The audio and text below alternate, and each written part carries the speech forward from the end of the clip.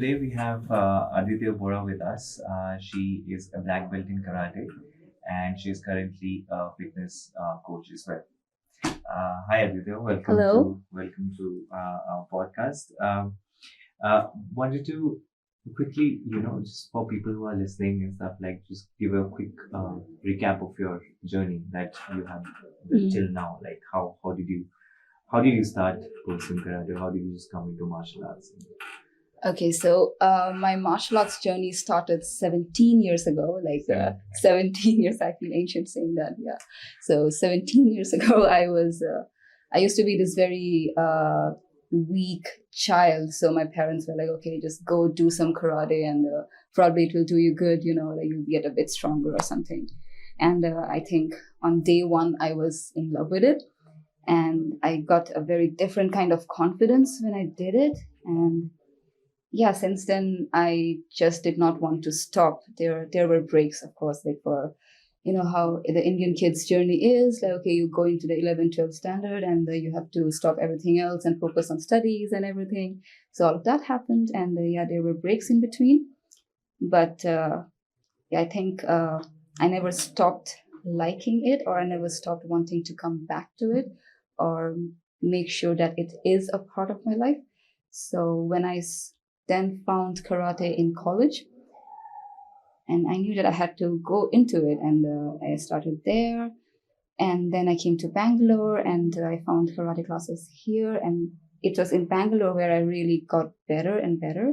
And I actually started winning competitions.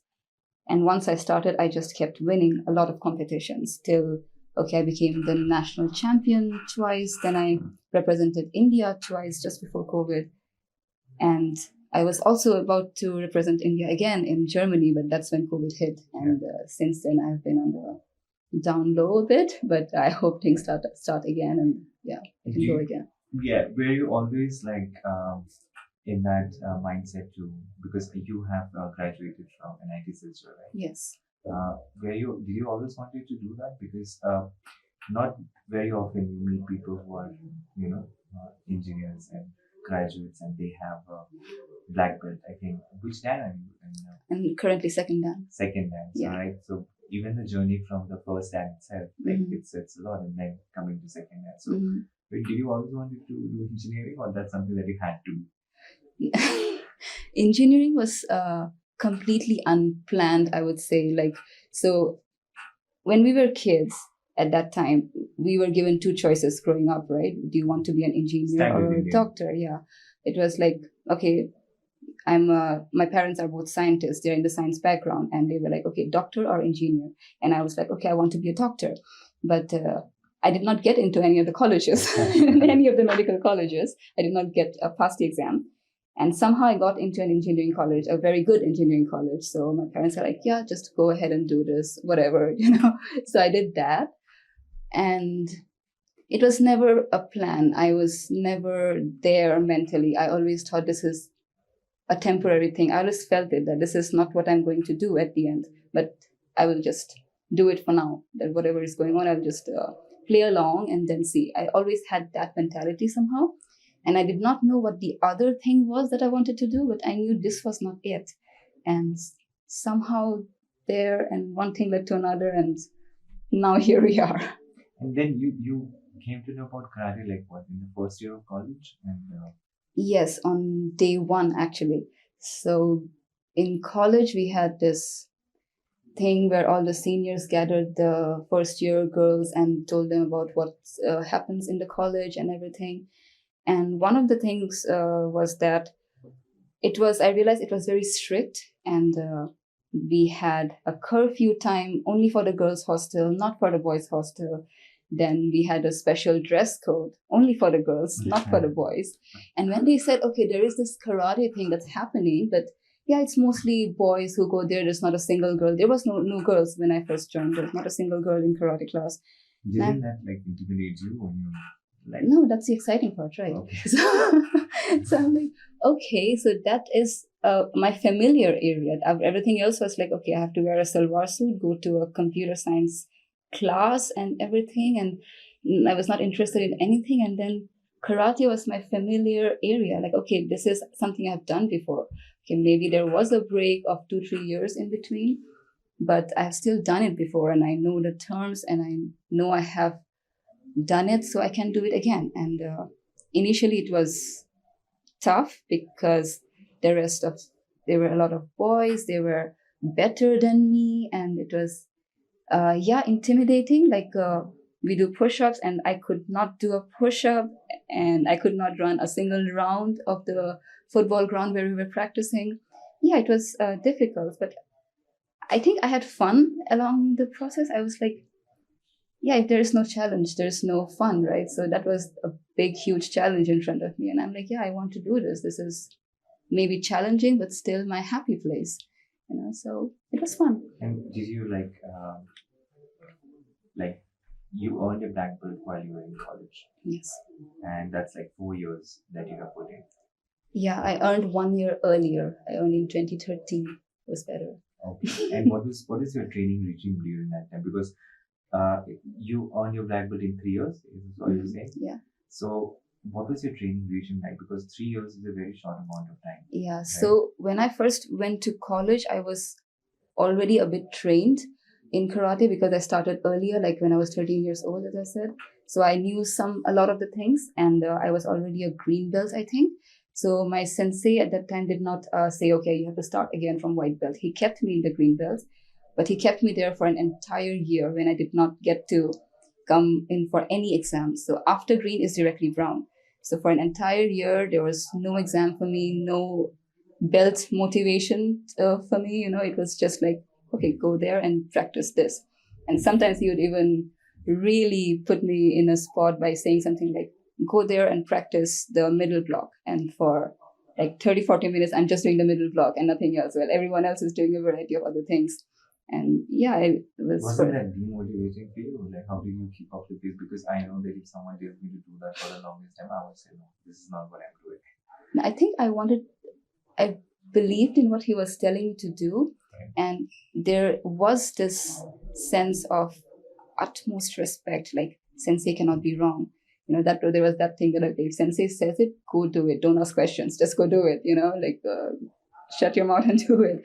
So yeah, I would just go do it. And yeah, it was. I think I liked it as well because I was like, okay, I am his one of his favorite students, because he treats me differently. Okay, maybe not in a very nicest way, but yeah, it was nice as well that way. And I was a bit of a teacher's pet, I think, at that time. And yeah, so first year was that, but I would always wake up in the morning, show up for class. And before sensei arrives, I would make sure my rounds are done. I'm warmed up. I'm ready for class and everything. A lot of times I was the first one to reach class as well. And there was this one time when the girls' hostels did this weird thing of building these 9-foot tall gates. I think they were 9 foot, I don't remember. But there were these very tall gates on both sides of the hostel. Like peak inside yeah. And the guards were like, no, we cannot open the gate before 7 a.m. So I would climb up the gate. Really did? I did that because I wanted to go for class at 6 and they were like, we won't open before 7. I'm like, okay, fine, don't open. I would just climb, then climb up the other way down and then go for my runs and everything. So I was like, I will show up no matter what happens, You can give me a problem and I'll just go around it and I'll still do it. So every day for, I think, 3-4 years, I just showed up for class. And I would also have evening classes sometimes because sensei trained the kids there. And I was his assistant. So I would also train the kids. And then he would train me as well. So it was quite rigorous of 3-4 years of practice. But I think that gave me a good, strong foundation to build up on and do everything that I'm doing now. Yeah, and I think your perspective also changes if you are just learning. Mm-hmm. And at the moment you start teaching people, you yes. tend to understand that, in this case, karate in a different light altogether. Mm-hmm. Right? Yeah. It gives you a lot of perspective about it. Yeah, it does. So you finished that and you got your black belt. So then after that you came to Bangalore. Mm-hmm. And because I'll tell you my thing here, because I also came to Bangalore. Again, karate black, having the black belt in karate, Mm-hmm. came here, decided to pursue because that was our goal. Because the sensei, okay, so I have to tell something that we had a common sensei because we are from the same college. So our sensei was one who is driven by passion, Mm. and that's how we were trained. So when I came here to pursue karate, I found a lot of karate instructors here very money-minded, and that is not something that I could relate with, Mm. and that's the reason that I stopped and decided to have a different journey altogether in jiu-jitsu. Mm. But you somehow kept at it. Like that is what I don't understand. Like how did you find the right people to continue that, or did you continue it on your own? I think a lot of it was on my own towards the later part, but at the beginning, in a lot of ways, I did not allow it to affect me. Like I was aware, I was told that okay, there are politics, and there is a lot of politics in the karate federation and everything. And I was also told that if you love karate for the art, it's okay, but if you want to compete, it's not the best sport or something. You can also switch your sport. You're young now and everything, and yeah, I just did not let it get to me in a way because again that was my, I think it was my comfort area. Like I knew how to do this and I just kept at it, and gradually I found some people who were really as passionate as we were in college, and they guided me, and it was with them that I started winning my first medals in okay Yeah. South Zone tournament and everything. And yeah, I mean, I know there are things, there are bad things and good things that exist here, and there are people who are passionate, there are people who are money minded. But you know, in when I was in Japan in 2018, I met this 60-year-old sensei from Mexico, and he was like, "It's okay if you go away from karate for a while, but karate will always wait for you to come back." And that really touched me in a That's a way. good quote. I think Yeah, that's like karate waits for you. Like your art will wait for you to come back, and you can visit other things if you want, but it will wait for you. You can come back to it anytime. I think I have also gone away from it sometimes. Like I sometimes get more interested in weightlifting and everything, but then I come back to it as well. yeah, I understand that. It's just I mean there's this for me. I think I haven't been able to go back to it also because like I think my first tournament also I don't think I deserved to even go there. Like I remember like I don't know how many times because you have both kata as well as the actual fights that happen. Mhm. So I participated in the kata. I don't know how many times I practiced that fight, like 100 times or so. And I remember just before my name was going to be called, I went in front of my friend to just check if I'm doing everything correctly. Did it properly. So I go there, do like half, and then I'm like, oh shit, like which I forgot. You get it? Mhm. Then I'm like, okay, just finish it somehow. And then I'm so embarrassed. And I think all this contributed in general when I came here also. And I was there, but not there. And then I saw this. I think if I would have found a sensei like we had, I probably would have. Mhm. But I think it's fine. Like you take different paths. But I think one of the foundation of me in Jiu-Jitsu also wherever I am, karate only built that Yes, because it's a I think we had a very very good sensei. yeah. I think that's what built the entire thing. But I know of you that when you came here, even before I know that this is not the only thing that you were doing, right? Mhm. You were also writing, Yeah. and I've seen your poems, and those are really really meaningful and stuff. So when you came here, how did you pursue that writing angle? Like, what Mhm. inspired you to write? Because I didn't know you as like I didn't know you only as someone who the correlation between an engineer and martial artist, which we cleared. Mhm. But then we have this relation of you being a martial artist as well as being a writer.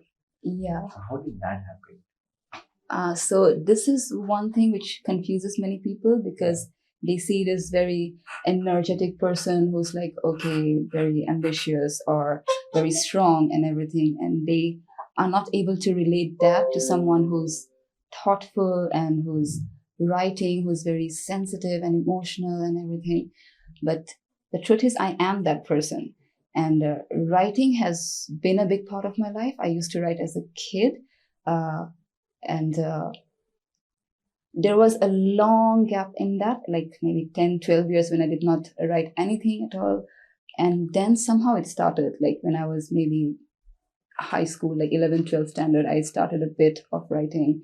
And then I think writing has always been a way for me to vent, a way for me to express myself, because somehow, because of the strong personality that I put out, or not just put out, I am the strong person, but there is also a sensitive side of me that does not get easily shown, expressed, right?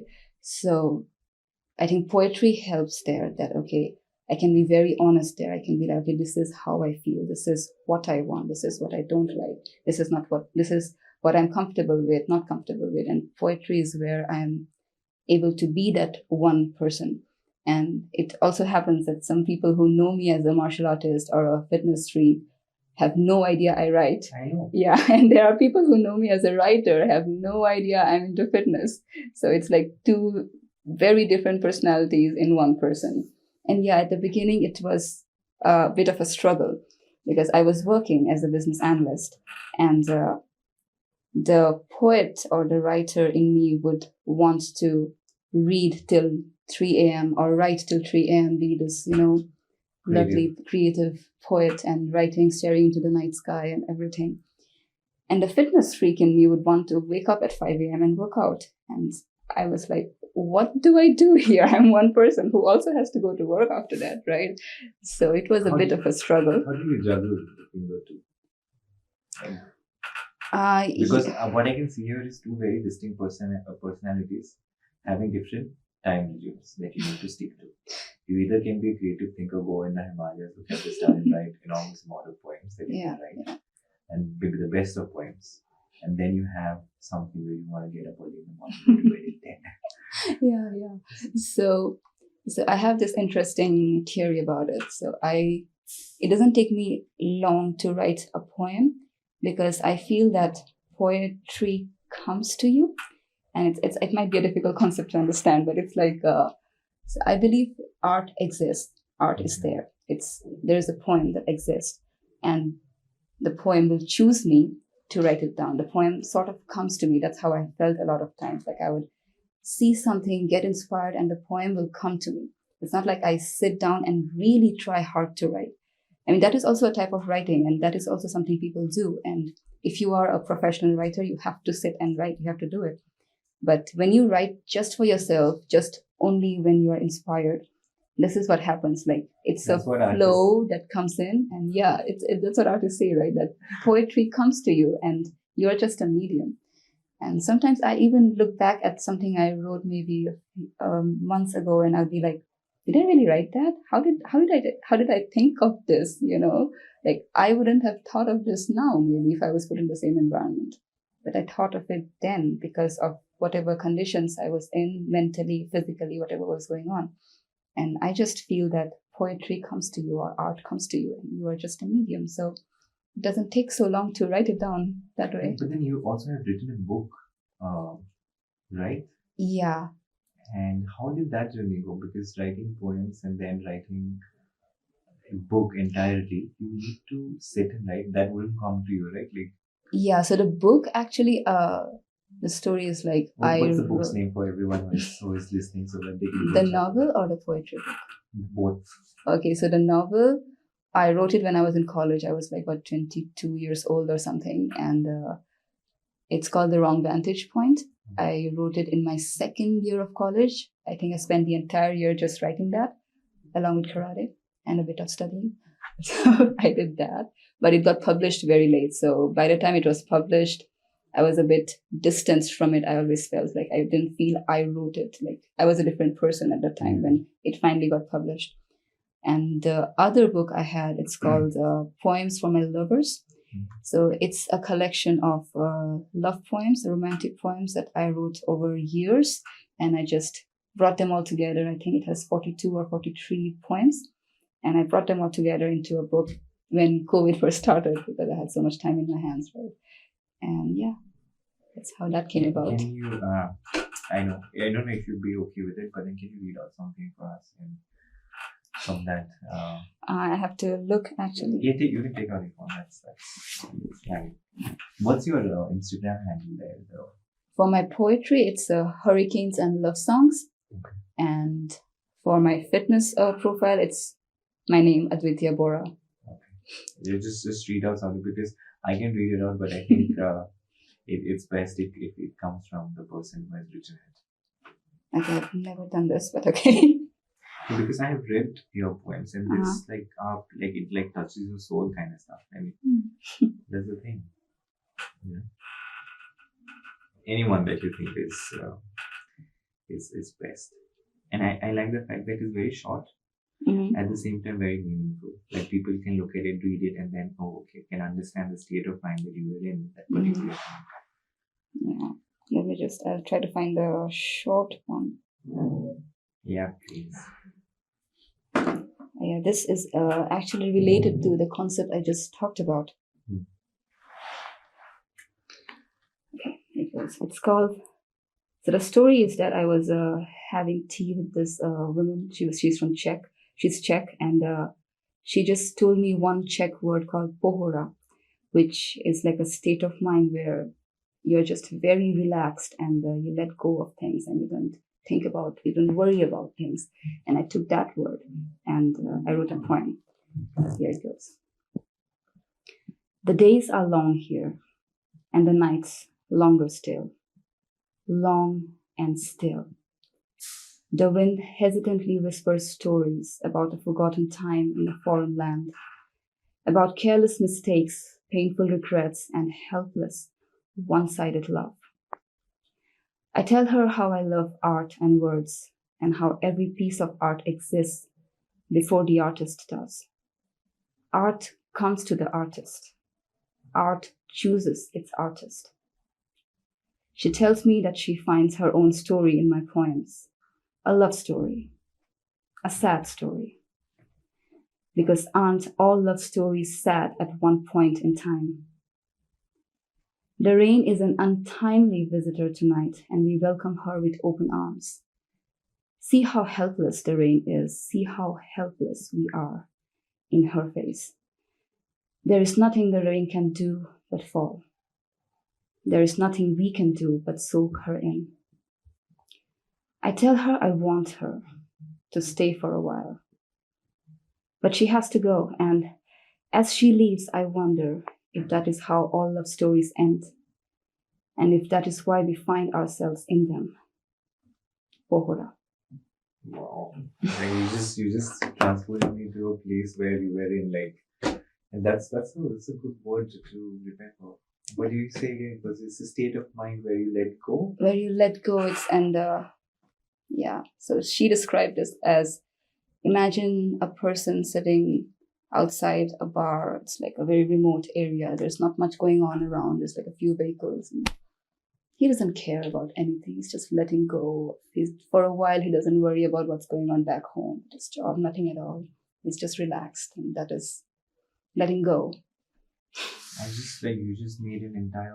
That's why I told you it gives me goosebumps every time I read, because it's I don't know how you write it and how it comes to you. Honestly, I can't get that because I've tried writing like here and there, like it's being inspired from you only, but then it just never worked for me. I realized like I'm not a writer. Let's not go there at all. But then this is what I'm talking about. Like you write something because you have to write it, or when it comes to you, it has so many different levels of pitch there and emotions. You're just going back and forth, and you like create that tension where the person is actually going to feel that you get it. Thank you for sharing that, and I hope whoever's listening to it like that. Right, but then doing so many things, I'm sure. I don't know if you have had the difference in opinions about people where just because you're a girl or a woman, you are doing so many different things which most of the other people even can't fathom about.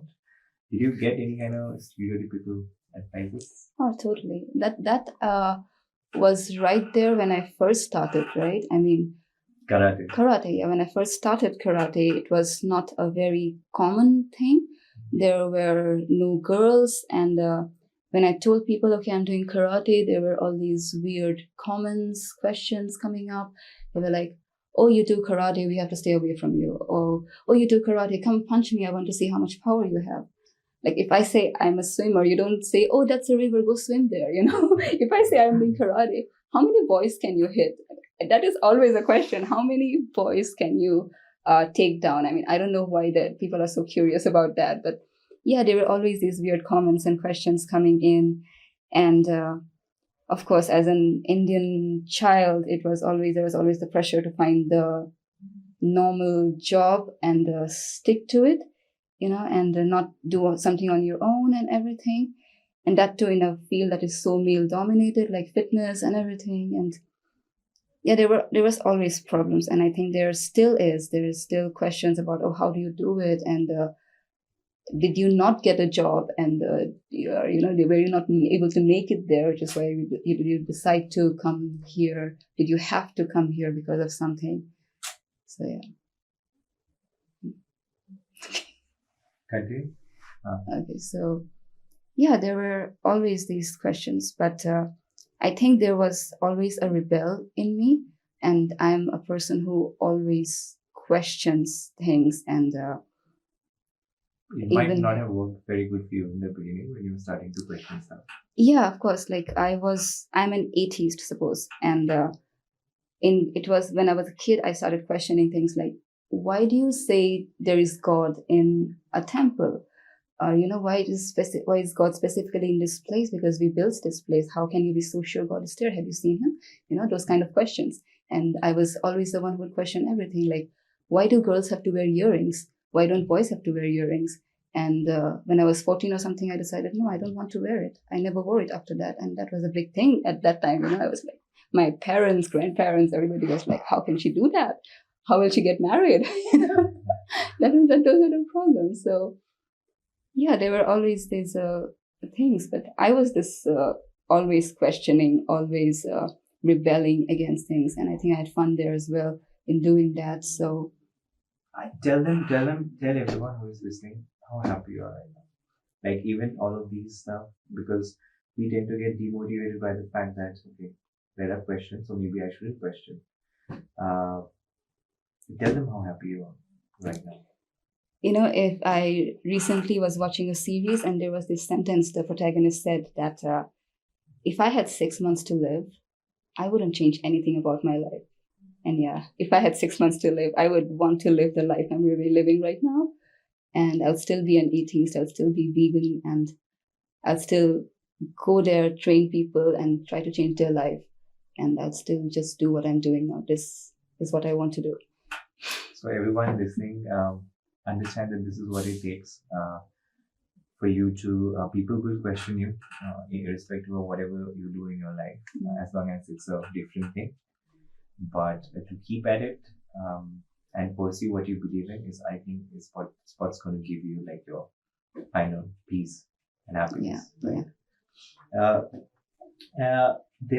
Now you have done all this. Currently what you're doing right now, before that, let me just ask you, what's your vision with karate? Like, are you planning only for women, or is it like what you're trying to do with karate? Because you're a second hand now, you have a certain sense of responsibility as well that you need to give back. Yeah. So what you're doing for that? So I have around 30 students training under me, kids. I in fact started an adults batch today, this morning. It was my first adults class. There were 2 students, but it was still really good. We had great fun there. And I also plan to start teaching. I'm already in talks to start teaching underprivileged kids close by on weekends. So yeah, I mean, I think I'm still figuring out a lot of things. It's been 1.5 years that I properly started in the fitness industry. And initially there was a lot of confusion about what kind of a personal trainer do I want to be, or do I want to go more into nutrition, into physiotherapy kind of thing, or more into self-defense. So there was this confusion, and now I think I'm still figuring things out.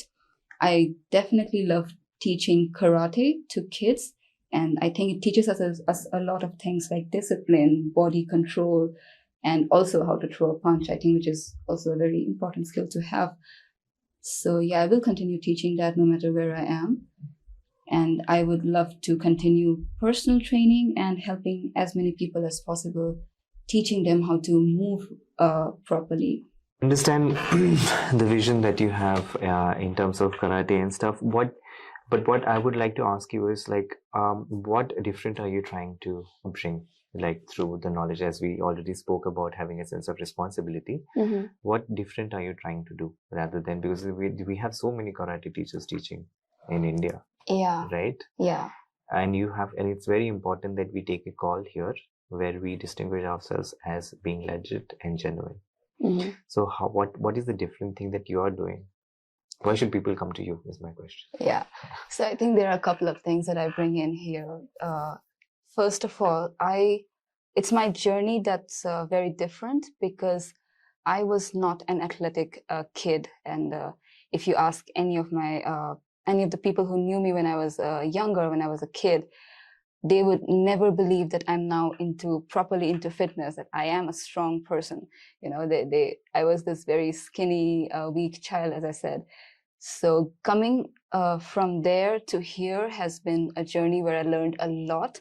And I'm also this person who likes to read a lot and learn a lot of things. I'm a bit nerdy that way. So I think that differentiates me. And secondly, I'm one of the few women who's teaching a combat sport. And that I think makes a big difference to the students' mindset. Like if there's a young boy learning from me, he would be like, okay, girls are also strong.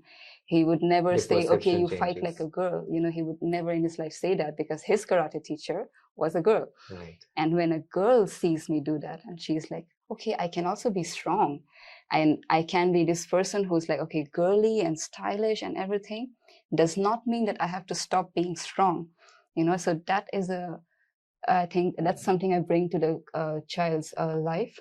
And that's something I've seen as well, because there was this one time when a 6-year-old, 5-year-old, I think, girl said to me when she grows up, she wants to be a princess and she wants to have a unicorn and she wants to have biceps like me. And I was like, okay, you want to be a princess with biceps, which was so normal for her to think of because she has seen me being that. Like, you know, I'm just, okay, I'm a girl with, okay, I have also strong muscles and everything. And I can also be stylish sometimes. So she saw that and she's like, yeah, I can be that as well. So I think those are two things I bring in. And also because a lot of times as teachers, when we teach in a group, we tend to overlook things. Like, you know, if I see that, okay, someone has problems with their knees, and a lot of times teachers would just go on teaching karate. Okay, this is how you kick, this is how you kick. But sometimes the kid might need something else.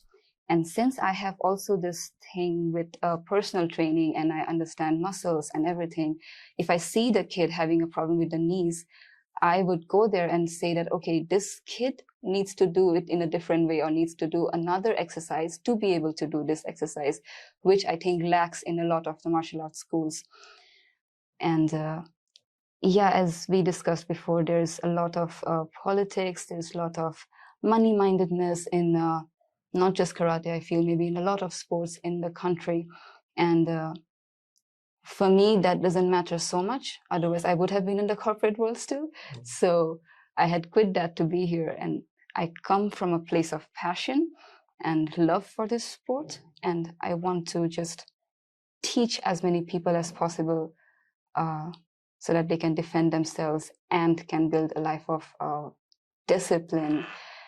So yeah, I think that's what will distinguish me from other people. No, I think we need a lot more people like you, like how you have specifically mentioned that having that kind of a mindset, changing that kind of mindset, unicorn with biceps. I think unicorn with biceps. People can remember this unicorn with biceps. So that is the kind of mindset if you're able to bring. I'm sure you know you are in the right path, and that's something that is by doing this. You do this enough number of times, you will have people who will follow your concept that that you are trying to bring in, right? Yeah. How will someone reach out to you? Like, how if they want to talk to you about what you do or learn karate, men, women, both, girls, boys? How do they contact you? They can reach me out on Instagram. My handle is advitya.bora. And yeah, if they send me a DM, not just a hi, maybe a bit longer than a hi, I would definitely respond. I don't have a lot of slots open, but yeah, I would definitely respond and talk. Yeah. And where they can find your books. I think that's something that. So they're both on Amazon.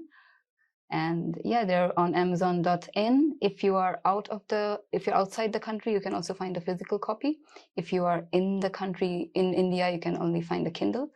But yeah, they're both on Amazon. And what's it called? The first one is called The Wrong Vantage Point, which is the novel. Oh, that one you can find the physical copy as well.